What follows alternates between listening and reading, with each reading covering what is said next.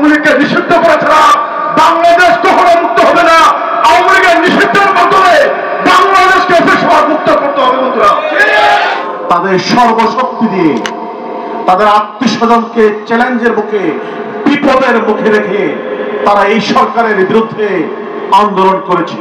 দ্বিতীয় সর্বোচ্চ রেমিটেন্স আমরা এই প্রবাসীদের কাছ থেকে পেয়ে থাকি। 18 কোটি মানুষের মাথায় লবণ রেখে শেখ হাসিনা শেখ পরিবার খেয়েছে। বাংলাদেশের অর্থনীতির চাকাকে সচল রেখেছেন প্রবাসীরা। বাংলাদেশ জামাত ইসলামী প্রবাসীদের এই ভোটাধিকারের পক্ষে থাকবে। প্রবাসীরা যাতে ভোট দিতে পারেন এর একটা ব্যবস্থা হবে ইনশাআল্লাহ। প্রবাসীদের বড় অংশের ভোট তাদের বিপক্ষে যাবে। প্রবাসীদের 10 দফা দাবির সাথে একাত্মতা প্রকাশ করছি। আমরা বর্তমান অন্তর্বর্তীকালীন সরকারের কাছে অনুরোধ রাখবো যে প্রবাসীদেরকে যথাযথ মূল্যায়নের মাধ্যমে ভোটাধিকার এবং প্রবাসীদের 10 দফা বাস্তবায়নের জন্য যাতে আন্তরিকভাবে ভূমিকা পালন করেন। কারণ আমরা দীর্ঘদিন আন্দোলন সংগ্রামের মাধ্যমে এদেশের মানুষ যে অন্তর্বর্তীকালীন সরকার পেয়েছে, সেই অন্তর্বর্তীকালীন সরকার ক্ষমতাসীন হওয়ার পরে বাংলাদেশের অর্থনীতির চাকাকে সচল রেখেছেন প্রবাসীরা। প্রবাসীরা আমাদের আর্থসামাজিক উন্নয়নে ভূমিকা রেখে যাচ্ছেন, যে কারণে প্রবাসীদের ভোটাধিকার অবশ্যই নিশ্চিত করতে হবে সেই দাবি রাখছি। পাশাপাশি আমরা যেন ফ্যাসিবাদ মুক্ত বাংলাদেশে ফ্যাসিবাদদেরকে নিষিদ্ধকরণ সহ গণহত্যার সাথে জড়িত যারা আছে তাদেরকে বিচারের আওতায় আনার দাবি জানিয়ে আমাদের যে প্রবাসী প্রায় 1.5 কোটি আছেন তাদের ভোটাধিকার অবশ্যই নিশ্চিত করতে হবে।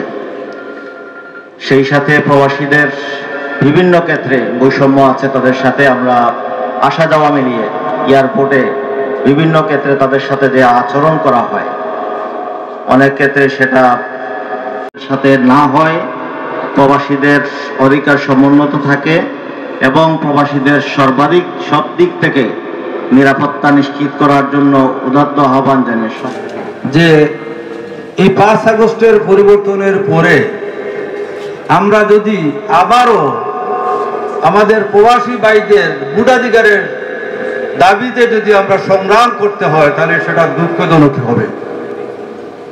আমি অনুরোধ করব এই সরকারকে যে এটা দেরি না করে আমাদের প্রবাসীদের ভোটাধিকার প্রয়োগ করার ব্যবস্থা করা হোক, আমরা যেন আবার সংগ্রামে নামতে না হয়। এবং আমি একটা কথা দিচ্ছি যে অবশ্যই বাংলাদেশ জামাত ইসলামী প্রবাসীদের এই ভোটাধিকারের পক্ষে থাকবে, প্রয়োজনীয় সংগ্রামে নামবে। জাতীয় নাগরিক ফোরামের পক্ষ থেকে প্রবাসীদের ভোটাধিকার সহ যে দাবিগুলা উত্থাপন করা হয়েছে, আজকের এই সমাবেশে এই সমস্ত দাবির প্রতি আমি একাত্মতা ঘোষণা করছি। 24-এর এই বিপ্লবের পর এদেশের মানুষ ভোটাধিকারের যে স্বপ্ন দেখতেছে, আমরা আশা করি এই স্বপ্ন পূরণের সাথে সাথে প্রবাসীরা যাতে ভোট দিতে পারেন এর একটা ব্যবস্থা হবে ইনশাআল্লাহ। এবং আগামীতে যে নির্বাচন হবে এই নির্বাচন যাতে সুষ্ঠু এবং সুন্দরভাবে পরিচালিত হয়, ভোটাররা যাতে নির্বিঘ্নে তাদের নিজেদের ভোট দিতে পারেন এই ব্যবস্থা সরকার করবে। উপভোগ করতে পারেনি এই স্বাধীনতার চেতনার কথা বলে, মুক্তিযুদ্ধের চেতনার কথা বলে, শেখ মুজিবের চেতনার কথা বলে গোটা মানুষের 18 কোটি মানুষের মাথায় লবণ রেখে শেখ হাসিনা শেখ পরিবার খেয়েছে। হাজার হাজার কোটি টাকা বাংলাদেশ থেকে তারা পাচার করেছে। এমন একটা পরিবার, যে পরিবারই বাংলাদেশকে তলাবিহীন ঝুড়িতে পরিণত করেছে। আমরা এমন ফেসিবাদ, এমন জগদ্দল পাথর বাংলাদেশ আর দেখতে চাই না। আজকে গানের সুরে সুরে কাউসার যে কথাটা বলেছে, নতুন অমর চাই, আমরা আপনাদের মাঝে সেই অমরকে খুঁজছি। আপনারা জেগে উঠবেন, তরুণরা জেগে উঠবেন, আগামীর বাংলাদেশকে, আগামীর বিশ্বকে নতুন অমরেরা নেতৃত্ব দেবে ইনশাআল্লাহ। প্রিয় সাথী ও বন্ধুগণ, আমরা আজাদী চাই, আমরা গোলামি চাই না। আমার রাসূল 1500 বছর আগে যে ভবিষ্যৎবাণী করে গিয়েছেন হিন্দুস্তানের সাথে যুদ্ধের, সেই যুদ্ধে যেন আমরা অগ্রসৈনিক হতে পারি, সেই যুদ্ধে যেন আমাদের বংশধরেরা, আমাদের সন্তানেরা, আমাদের নাতিপুরেরা, আমাদের শেষ বংশধরের জন্য সেই যুদ্ধের সিপাহসালার হতে পারে, সেই যুদ্ধের শহীদ হতে পারে, গাজী হতে পারেন, সেই যুদ্ধে যারা অংশগ্রহণ করবে সকলেই জান্নাতি হবেন, এমন ঘোষণার হকদার হচ্ছি আমরা, এমন ঘোষণার সুন্দর একটা উদাহরণ হচ্ছি আমরা রাসূলের সেই ঘোষণাকে সামনে রেখে আগামী দিন আমাদের সন্তানদেরকে গড়ে তুলবো, আমাদের দেশকে গড়ে তুলবো, আমাদের যুবকদের গড়ে তুলবো, নতুন উমরকে আমাদের খুঁজে পেতে হবে। মূলা যুগের পর যুগ আমাদের সামনে ঝুলিয়ে রাখা হয়েছে। প্রবাসীদের ভোটাধিকার আর হয় না, শুধু তাদের বলাই হয় নানানভাবে। বর্তমান সরকার আসার পরেও 2-3টা প্রস্তাব আসলো এবং এগুলা শুধু আপনার পরীক্ষা নিরীক্ষাই আছে। অথচ আজকের এই যুগে আমরা মনে করি যে এখন ইন্টারনেটের যুগ, মানে কর্তৃপক্ষ, নির্বাচন কমিশন এবং সরকার যদি সক্রিয় হয় তাইলে অনলাইনে ভোটাধিকার এটা তো খুব সামান্য একটি বিষয়, কারণ এখন প্রযুক্তি আমাদের হাতের মুঠায়। কিন্তু সদিচ্ছা কতটুকু আছে সেটা দেখতে হবে, কারণ আগের গভর্নমেন্টের আমরা যেটুকু ভিতরে ভিতরে খবর জানি তারা বুঝতো যে প্রবাসীদের বড় অংশের ভোট তাদের বিপক্ষে যাবে, এই ধরনের একটা ধারণা সরকারের মধ্যে ছিল। কারণ যারা দেশে নির্যাতিত হয়ে গেছেন বা ওরা এখানে সংগঠিত করেছেন, সুতরাং প্রবাসীদের ভোটার দিলে ভোটগুলো তাদের বাক্সে কম আসবে, এই জন্য প্রবাসীদের ভোটাধিকার দিকে তারা টালবাহানা করত। বর্তমান সরকার তো অন্তত আমরা মনে করি যে এরা দল নিরপেক্ষ, কিন্তু এইখানেও যারা আমরা বিভিন্ন সময় লক্ষ্য করি, এখানেও যারা আছেন অধিকাংশেরই সেই বিষয়ে আমার মনে হয় না যে তাদের খুব ভালো ইতিবাচক পদক্ষেপ তারা নিতে যাচ্ছেন বলে আমরা মনে করি না। যে সাবজেক্টটি চুজ করা হয়েছে, এই সাবজেক্টটির সাথে আমি এবং আমরা এবং আপনারা সকলে সম্পর্কযুক্ত। কেন আপনারা এবং আমরা সকলে সম্পর্কযুক্ত? সিলেট একটি প্রবাসী অধ্যুষিত এরিয়া। বাংলাদেশের উল্লেখযোগ্য প্রবাসীরা যে দেশগুলোতে বসবাস করে সেই দেশগুলোতে সিলেটের আনুপাতিক হারে একটি উল্লেখযোগ্য সংখ্যক জনসংখ্যা রয়েছে। লন্ডন, আমেরিকা, ইউরোপের প্রায় সকল দেশ, সৌদি আরব, মালয়েশিয়া সহ উল্লেখযোগ্য প্রবাসী অধ্যুষিত দেশগুলোতে সিলেটের প্রবাসীদের একটি উল্লেখযোগ্য অংশ কাজ করছে, অবদান রাখছে এবং এর ফলশ্রুতিতে বাংলাদেশের অর্থনীতিতে এবং বাংলাদেশের রাজনীতিতে একটি উল্লেখযোগ্য ভূমিকা আপনাদের প্রবাসী আত্মীয় স্বজনরা তারা রেখেছে। প্রবাসীদের রেমিটেন্স ফাইটিং এর কারণে গত ফ্যাসিস্ট সরকার চরম বেকায়দায় পড়ে গিয়েছিল। প্রবাসীরা শুধু রেমিটেন্স যুদ্ধই করেনি, আপনারা জানেন অনেক প্রবাসীদেরকে দেশেও ফেরত পাঠিয়ে দিয়েছে। দুবাইতে ওদেরকে অ্যারেস্ট করে দেশে পাঠানোর প্রক্রিয়া অবলম্বন করেছে ফ্যাসিস্ট সরকার। এই কাজটির মাধ্যমে পুরো প্রবাসীদেরকে একটি চ্যালেঞ্জ জানিয়েছিল, কিন্তু প্রবাসীরা হার মানেনি। তাহলে আমরা যে কথাটি বলছি, জামায়াত ইসলামের স্টেট সেক্রেটারি যারা এখানে আছেন, প্রবাসীরা শুধু টাকা পয়সা দিয়ে ফ্যাসিস্ট সরকারের পতনের জন্য আন্দোলন করেনি, তাদের সর্বশক্তি দিয়ে তাদের আত্মীয় স্বজনকে চ্যালেঞ্জের মুখে, বিপদের মুখে রেখে তারা এই সরকারের বিরুদ্ধে আন্দোলন করেছে।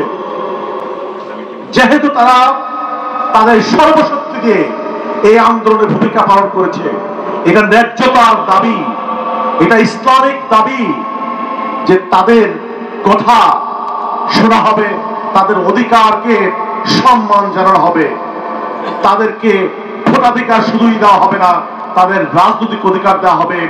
এদেশের উন্নয়নের, এদেশের সকল কাজকর্মে প্রবাসীদের একটি বক্তব্য থাকবে, ভূমিকা থাকবে।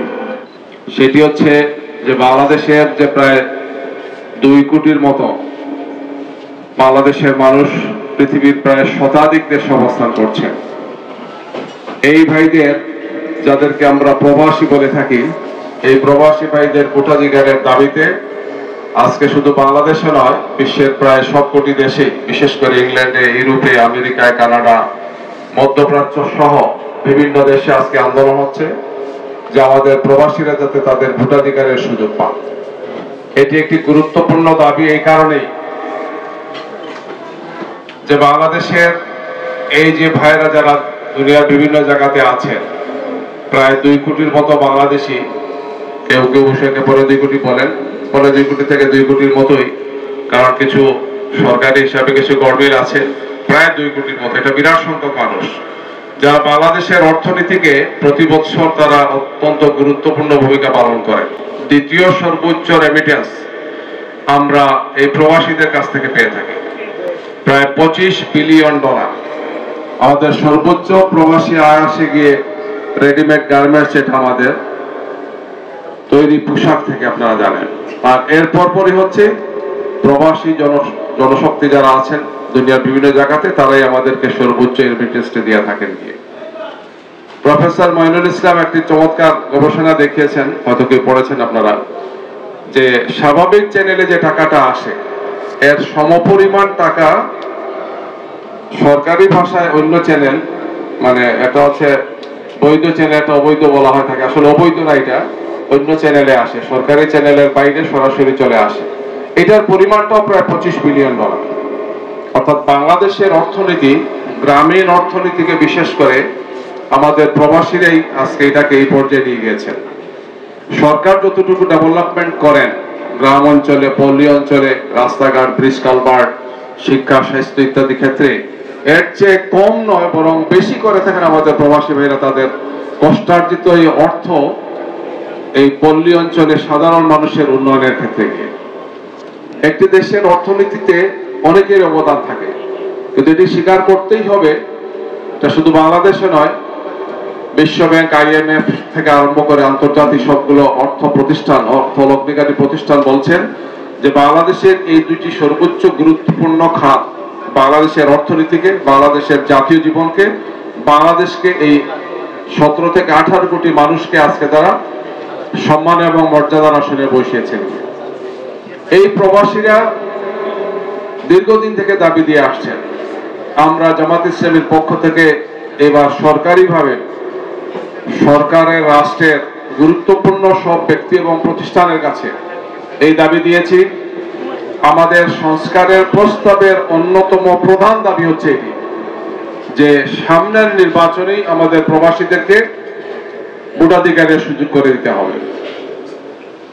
এটি এ কারণেই যে জন্মগতভাবে একজন মানুষ যে দেশে জন্মগ্রহণ করছেন, জন্মসূত্রে তার নাগরিকত্ব, তিনি দুনিয়ার যেখানেই যান না কেন তার এই নাগরিকত্ব বাতিল হয় না। এই জন্য তাদেরকে দেশ এবং জাতির এই কঠিন, শক্ত, গুরুত্বপূর্ণ, ঐতিহাসিক এই নির্বাচনগুলোতে, বিশেষ করে জাতীয় নির্বাচনে তাদেরকে ভোটাধিকারের সুযোগকে অবশ্যই নিশ্চিত করা লাগবে। এটা তাদের প্রতি অনুগ্রহ নয়, এটা তাদের প্রতি আমাদের দায়িত্ব। এটিকে, এই দায়িত্ব পালনের জন্য আমরা বর্তমান অন্তর্বর্তীকালীন সরকারকে জোর দাবি জানাচ্ছি। 2024 সালের 5 অগস্ট আমাদের দেশ নতুনভাবে স্বাধীন হয়েছে। আমরা এটার নাম দিয়েছি বিপ্লব। যদি সত্যিকার অর্থে একটা বিপ্লব হয়ে থাকে, আমাদের 2 কোটি মানুষের ভোটাধিকারের জন্য কেন আজকে আমাদেরকে নতুন করে আন্দোলন করতে হবে? এটা হচ্ছে প্রশ্ন। আরো প্রশ্ন হচ্ছে, আমি জানেন যে অলরেডি জুবাইর ভাই এখানে বলে গিয়েছেন, আমার ভাই সাক্ষী, এখানে আমার ব্যাগ, আমার লাগেজ চলে গেছে পটুয়াখালীতে। পটুয়াখালীর লোকটা আমার লাগেজটা নিয়ে গেছে। পরের দিন সকালে আমি কালেকশন করে আমি এখানে আসতে হয়েছি। আপনারা জানেন এই যে একটা আমার জিনিস, এটা কোনো ব্যাপার না। ব্যাপার হচ্ছে, ইম্পর্টেন্টলি হচ্ছে, আমরা বাংলাদেশের নাগরিক। বাংলাদেশের মোট রেমিটেন্সে, মোট জিডিপিতে প্রবাসীরা 12% ভূমিকা রাখে। এদেশে 2 কোটি মানুষকে বেঁধে রেখে কিভাবে ভোটাধিকার থেকে আমাদেরকে বঞ্চিত করে একটা সরকার দিনের পর দিন, যুগের পর যুগ আমাদেরকে বঞ্চিত রেখে বাংলাদেশকে একটা কিভাবে, কি বলবো, একটা স্বাধীন একটা দেশ কিভাবে পরিচয় দেয়, মুক্ত একটা দেশ কিভাবে পরিচয় দেয়, এবং বৈষম্যহীন একটা দেশ কিভাবে পরিচয় দেয়। আসুন আমরা প্রবাসীদের দাবি রক্ষা করার জন্য ঐক্যবদ্ধ হই। আমরা যে প্রবাসীরা বাংলাদেশকে একটা নতুন বিশ্ব ডাইমেনশনে নিতে চাই, সেটার জন্য আমাদেরকে সহযোগিতা করেন। আমরা বাংলাদেশে কিছু চাই না, শুধু চাই বাংলাদেশের মানুষের মুক্তি, বাংলাদেশের মানুষের স্বাধীনতা, বাংলাদেশের মানুষের উন্নয়ন। শেষে একটা কথা বলবো, ফেসিবাদ মুক্ত হয়েছে, কিন্তু ফেসিবাদের যে আন্দোলন এখনো মুক্ত হয় নাই, এই আন্দোলন চালিয়ে যেতে হবে। এখন পর্যন্ত কিন্তু আমি দেখতে পাচ্ছি সব জায়গায় ফেসিবাদ কায়েম রয়েছে। আওয়ামী লীগকে নিষিদ্ধ করা ছাড়া বাংলাদেশ কখনো মুক্ত হবে না।